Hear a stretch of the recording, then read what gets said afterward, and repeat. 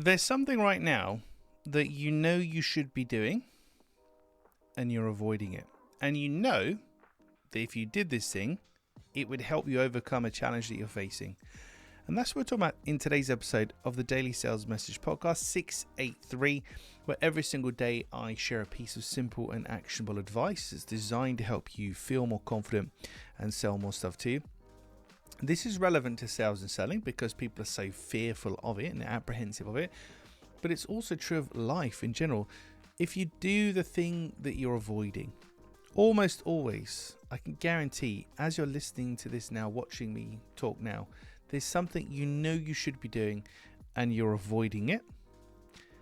And if you did it, you would be better for having done it, so to speak. Hopefully you're with me on that one. But do the thing that you're avoiding. For a lot of people in sales and selling, it's sending those cold emails, making those calls, going to networking events, getting yourself out there, actually contacting people and putting yourself out there, because putting yourself out there means you can be rejected and you can quote unquote fail, but it really doesn't matter.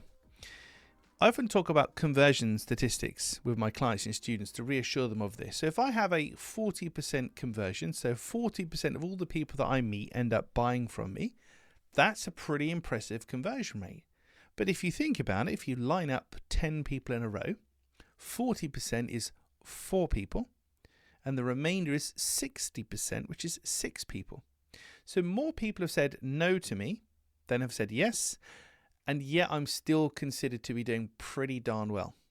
And that's what we have to remember. You're going to get more no's than yeses, and people who don't respond to you or tell you to go away and tell you they're not interested, and some might be rude and whatever. You're going to get more of that than you're going to get the yeses. That's the nature of the beast. That's how it works. And it's just to make peace with that. So do the thing that you're avoiding. Works very well in life, but within this context of sales and selling, it comes down to making contact with people, putting yourself out there, getting out there. It could even be, like with me here, filming yourself, putting yourself on social media. But for me, in a sales context, it always comes down to connecting with people. So this podcast is a way of me connecting with people, because you can hear my voice and you can feel my energy, and you can make up your mind very quickly if you think I know what I'm talking about or not, or if you like me or you don't or whatever, because I'm putting myself out there. And I had this same issue where, even though I spoke in front of hundreds of people in real life, real world events, when it came to filming myself, I was terrified and I didn't know what to do, and it all felt really weird and false.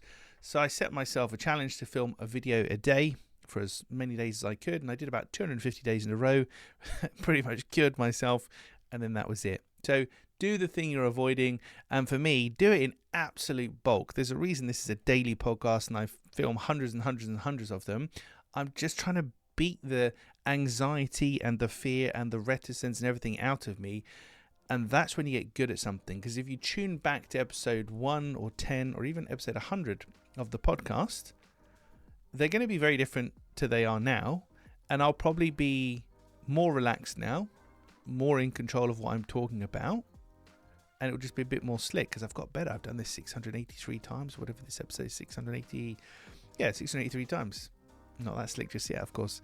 But do the thing you're avoiding, because once you get over the hump of anxiety and all this other nonsense, that is when you get good at stuff. And that's the barrier really that's standing in between most people and succeeding, is just bite the bullet, eat the frog, do the thing, and then you open the floodgates and you can get really good at it. Right, I think I've banged that drum long enough now. That's it for this one. I'll catch you tomorrow in episode 684. We're going to be talking about wordplay and some of my go-to strategies that I use for my clear sales message clients when it comes to making their memorable more message. Yeah, I told you I got slick, didn't I? Making their message more memorable. Shouldn't have tooted my own horn. Right, thank you for listening or watching all the way to the end. I appreciate it. I'll catch you tomorrow, hopefully for a slightly more put together edition of the Daily Sales Message.